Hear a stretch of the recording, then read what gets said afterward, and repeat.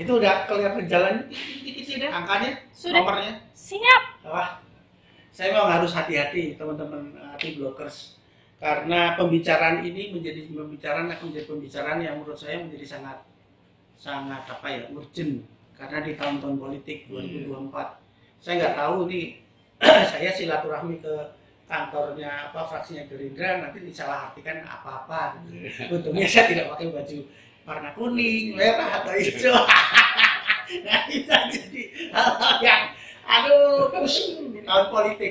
Tapi satu hal yang saya ingin bicarakan dengan Pak ini, nah itu Pak Danang itu adalah beliau tuh nulis buku kalau nggak salah pejuang politik. Wah, pejuang politik itu asumsinya ini dia tahu ada pejuang asumsinya ini adalah kalau pejuang kita tahun 45 itu menggunakan bambu runcing. Nah, terus berikutnya pejuang apa lagi yang mengatakan pejuang reformasi kan reformasi, wah segala macam. Saya pejuang politik.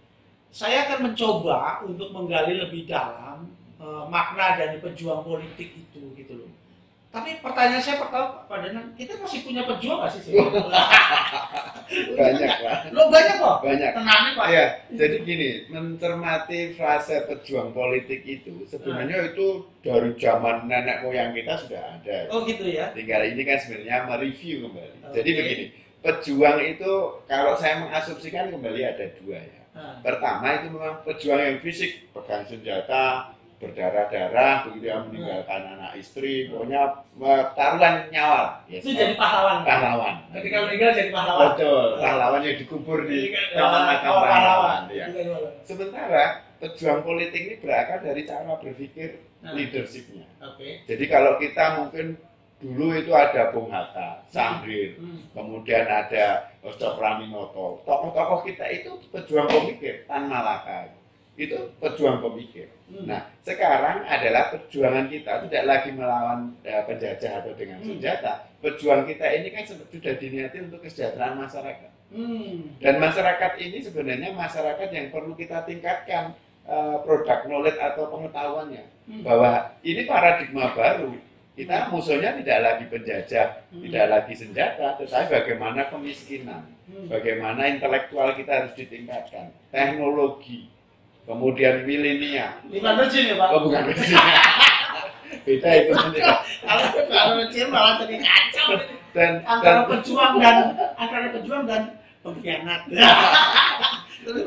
Dan tokoh-tokoh kita ini yang sudah kemarin yang meninggalkan sejarah kita cukup panjang itu cukup menarik. Saya sering baca-baca itu. Dan yang masih hidup saya ini sangat terkesan. Saya ini Gerindra, tapi saya pengagum Megawati. Loh, itu gimana? Karena Megawati itu dari Soekarno gitu, dia memahami betul implementasinya ke masyarakat itu luar biasa. Sampai partai PDI rakyat partainya wong cilik. Tetapi juga tidak kalah hebat Pak Prabowo. Kalau Megawati itu bicara mangkoknya, wadahnya itu bagaimana ini masyarakat ini menjadi partainya wong cilik. Prabowo itu isinya bagaimana memikirkan kesejahteraan petani, bagaimana nelayan, bagaimana buruh. Itu konsennya Pak Prabowo. Itulah yang kita perjuangkan. Itulah perjuangan partai politik, itulah pejuang politik. Jadi orang-orang seperti Pak Prabowo, Bu Mega itu pejuang politik. Beliau itu bos. Jadi tidak mengangkat senjata. Tidak mengangkat senjata, tapi menuangkan konsep. Betul. Ngeri, wah itu tokoh-tokoh luar biasa bos. Menurut Pak Danang ini kan begini, kalau memang semua itu mampu memiliki pemikiran seperti itu, kan semuanya slogannya sama tuh Pak. Iya. Berjuang mensejahterakan rakyat, kan gitu. Sampai Bapak iramanya berjuang. itu kan. Nah ini kan artinya, tapi bagaimana adakah definisi khusus yang namanya pejuang politik yang benar-benar loh, memperjuangkan kesejahteraan rakyat. Karena begini, Bung Sewu, ada beberapa kelompok-kelompok yang juga mengatasnamakan berjuang untuk kesejahteraan rakyat, membela rakyat gitu. Tapi memang ada perilaku yang tidak berjuang yang akhirnya Bung Sewu Pak ketangkap. Iya. Nah terus gimana tuh? Sebenarnya ini lebih pada konsep dan konsistensi ya. konsep dan konsistensi. Nah, konsepnya. Jadi konsepnya itu semua orang bicara konsep iya. Tetapi konsekuensi anunya jelas nggak? Apalagi dia melakukan implementasi nggak? Nah, seperti saya, kenapa saya bilang kami ini Partai Gerindra, kader partai ini pejuang politik. Kami di ranah kebijakan kami berjuang. Saya ketua pansus kemiskinan, bos, untuk perda kemiskinan. Oh iya. Jadi merasakan bagaimana miskinnya loh. Tahu persis. Saya ketua pansus pemberdayaan petani, nelayan. Teman-teman sebentar, saya ini ngomong kemiskinan menjadi topik ini sela-sela. Ini memang betul loh, masyarakat kita itu miskin. Enggak. Loh, gimana tuh? Saya sampaikan ini untuk BPS ya, kritik juga. Saya kalau ketemu kepala BPS ya sampaikan. Saya tanyakan, Pak, kenapa Jogja begitu? Ini jangan-jangan ada indikator yang salah. Dia memang menggunakan indikator, menggunakan Asia Pasifik. Ya. Tapi kalau ini bicara ini daerah istimewa dengan kultur budaya, itu mereka salah menerjemahkan kemiskinan. Karena analognya, kalau miskin itu jelas nggak bahagia, bos. Mana ada orang miskin bahagia.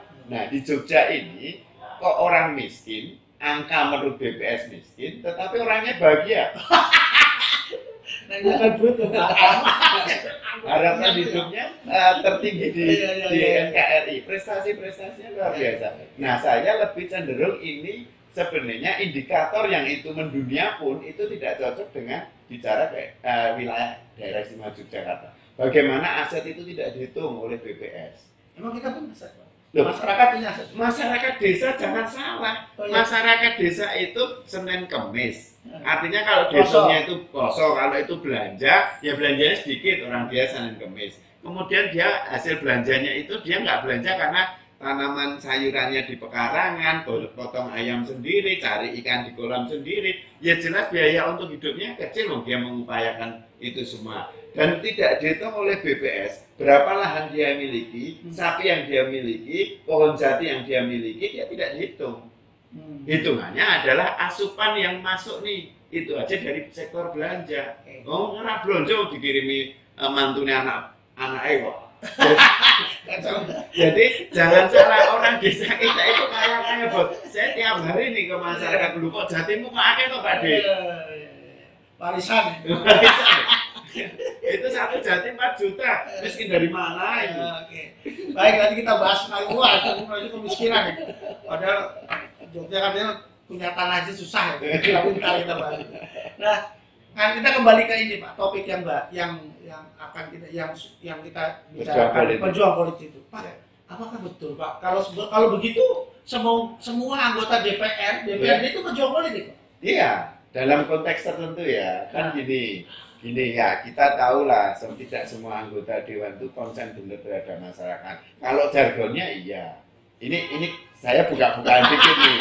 Kalau wayai kampanye ya itu baru itu nyeket-nyeket, ngatus. Nah, ini masyarakat kita juga harus dididik itu ya. Jangan mau terima money politik gitu. Terimalah, mintalah program. Karena begini loh. Rakyat kita ini kan punya kewajiban atas pajak kendaraan, atas jual beli tanah, semua kan ada pajak. Ketika rakyat itu punya kewajiban atas pembayaran pajak, rakyat itu punya hak kesejahteraan dalam bentuk program kegiatan. Nah itu yang kita perjuangkan. Jadi tidak setiap tahun bayar pajak kendaraan bermotor nih, Provinsi DIY kan PAD terbesar kan pajak kendaraan bermotor. Tiap tahun bayar pajak, dia nggak ngerti apa hak atas bayar pajak itu. Nah, padahal banyak itu program-program dari pemberian traktor, bibit tanaman buah, drainase, jalan padat karya, bantuan sapi, kambing, itu yang kita perjuangkan. Bagaimana rakyat punya kewajiban, rakyat punya hak atas kesejahteraan. Tetapi memang harus kenal anggota dewan yang genap, yang jangan mau dipotong. Nanti anggota dewan yang genap. Itu menjadi catatan penting. Jangan sampai ini sapi turun 6, nanti anggota dewan minta jatah. Jangan mau. Milih ya sing genah gitu ya. Emang ada? Oh ya, saya nggak tahu katanya di negara lain itu ada bantuan potong-memotong. Nah itu nggak begitu. Kalau mau bicara program pejuang politik, ya betul-betul dipahami ini hak rakyat untuk sejahtera. Memperjuangkan hak rakyat ya. kebutuhan rakyat apa, dan duitnya ada. Mereka setiap tahun bayar pajak, mereka kalau ada apa-apa dia bayar pajak. Duitnya ada, programnya ada, nah itu yang kita perjuangkan. Nah, dalam situasi yang sekarang ini, teman-teman sekalian, kita memerlukan pejuang politik ya? Untuk Betul. Perlu ya, Pak? Perlu. Pejuang politik yang dilahirkan dari rakyat, dari melalui partai politik. Partai politik. Berarti screening dari partai politik, kader-kadernya itu memang harus kuat ya, Pak? Betul. Supaya dia bisa melahirkan pejuang politik. Betul. Bukan komprador. Betingan. Pak, kalau begitu pertanyaan saya terakhir gini, Pak. Apakah konsep pejuang anggota DPRD atau anggota partai politik sebagai pejuang politik sudah disadari, Pak? Nah, kembali ini bicara pendidikan. Pejuang politik itu tidak lepas dari pendidikan. Yang harus dididik itu juga anggota dewannya. Kesadaran bahwa hak yang diterima anggota dewan cukup banyak, ada fasilitas ini itu, sehingga tugas mereka itu harusnya benar-benar memikirkan rakyat, implementatif. Jangan dilihat angkanya, oh ini hanya 10 juta karena budidaya ikan dalam ember, tapi manfaatnya untuk pemberdayaan besar itu. Jadi saya sehari ini bisa 3-4 titik ini. Setiap hari selama ada tidak kunjungan pansus gitu ya, keluar Jogja itu, saya hadir terus ke kegiatan yang dianggap kita ini kerja itu menurut kami masyarakat itu besar manfaatnya. Bagaimana tidak hanya sekedar menerima ember dan bibit ikannya, tetapi pengetahuan bagaimana ikan itu mempengaruhi generasi kita ke depan. Bagaimana ibu-ibu ini menjadi investor peradaban. Mereka lupa konsumsi ikan kita rendah, itu akan mempengaruhi generasi kita ke depan. Karena omega untuk kecerdasan otak itu hanya didapat dari ikan. Nah, ibu-ibu Jogja ini nggak paham. Masih ikut nenek moyang itu yang katanya Belanda. Belanda kan pengennya kita kan bodoh-bodoh nih.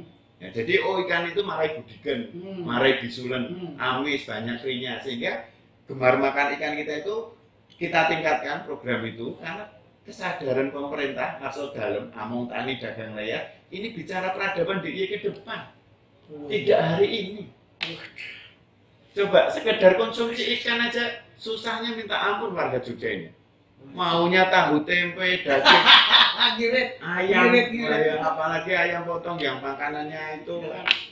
Nah ini yang menurut saya. Ini yang kita perjuangkan, hal yang tidak besar, tapi itu luar biasa dampaknya. 30 tahun, 40 tahun lagi dampaknya, bos. Aduh, teman-teman sekalian. Saya jadi pusing ini. Pusing dengan bagaimana kalau dibicara apa yang tadi dikemukakan oleh Pak Danang terkait pejuang politik dan tugas-tugasnya pejuang politik. Para anggota dewan juga sebetulnya adalah aslinya pejuang politik. Tapi juga kok masih ada banyak ya permasalahan-permasalahan yang timbul di sekitar kita. Tadi dari soal kemiskinan yang sebetulnya mispersepsi, kemudian dari bagaimana pemahaman masyarakat terhadap gizi yang baik, konsumsi ikan yang baik dan segala macamnya itu kan menjadi permasalahan yang sebetulnya bisa diatasi secara baik oleh pejuang politik, dalam tanda petik ini anggota DPR. DIY ya kalau ini. Baik teman-teman sekalian, masih banyak sebenarnya topik yang akan kita bicarakan, tapi kita akan ketemu lain waktu lagi. Sampai salam.